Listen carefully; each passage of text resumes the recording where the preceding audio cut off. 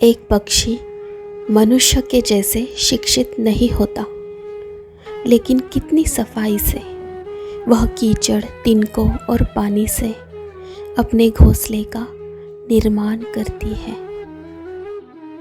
लेकिन दुर्भाग्य से पशु पक्षी परमात्मा की भक्ति नहीं कर सकते, पौधे पत्थर परमात्मा की भक्ति नहीं कर सकते, परमात्मा को पाकर जन्म मरण चक्रव्यूह से मुक्त नहीं हो सकते।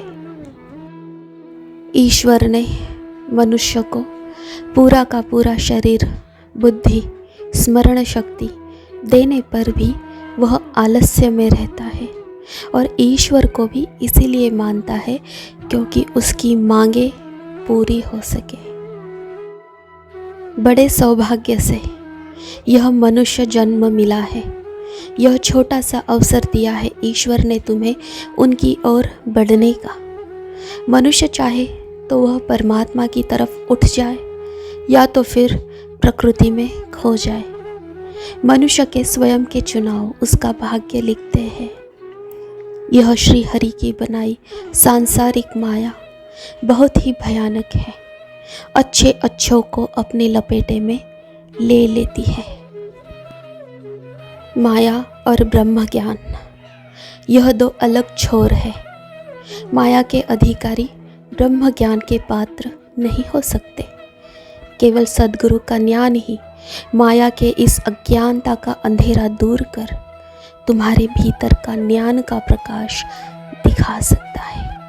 तुम्हें परम सत्य, परम ज्ञान, परम प्रकाश की ओर ले जा सकता है।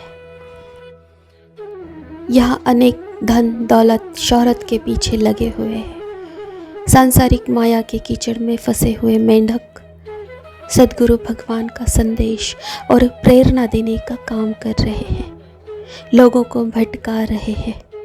इसीलिए अपने चुनाव योग्य करें, नष्ट होने से बचोगे।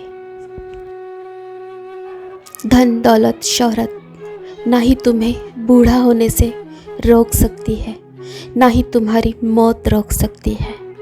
इसीलिए जिसने यह मनुष्य तन दिया है उनका स्मरण करो, उन्हें पाने के लिए भक्ति करो, वही तुम्हारे लिए कल्याणप्रद होगा।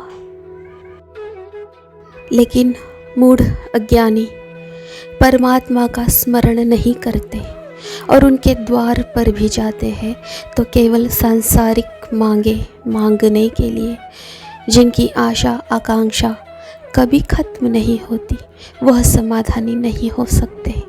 जब तक शरीर के सांसारिक भोग मांगोगे तब तक आत्मा को सुख शांति नहीं मिलेगी, और जो आत्मा सुखी शांति समाधानी नहीं है वह मुक्त नहीं है।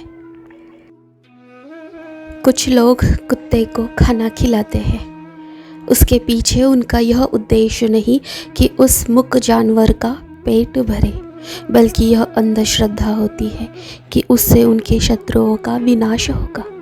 लेकिन यह अज्ञानी अगर धर्म और सत्य के मार्ग पर चलने वाले को अपना शत्रु मान बैठे हैं तो यह कैसे संभव होगा। जिसके साथ स्वयं परमेश्वर है उसकी हार कैसे हो सकती है। अर्जुन के साथ केवल श्री कृष्ण का ज्ञान था और दुर्योधन के साथ सर्वोच्च सेना, फिर भी जीत धर्म और न्याय की पांडवों की हुई थी। जिसके साथ धर्म सत्य एवं परमेश्वर है, अंत में जीतता वही है। अर्जुन ने श्री कृष्ण को मांगा था और आगे का मार्गदर्शन स्वयं श्री कृष्ण ने किया था। अर्जुन ने शरीर मन बुद्धि इंद्रिय सब कुछ श्री कृष्ण में अर्पित कर कर्म करके युद्ध विजय हासिल किया था। और तुम मांगते हो संसार, बिना कर्म के ही तुम्हें सारे फल पाने हैं और श्रद्धा सबूरी भी नहीं रखनी है। और यही नहीं, राह में भ्रमित करने वाले लोगों से भी तुम प्रभावित हो रहे हो, भटक रहे हो।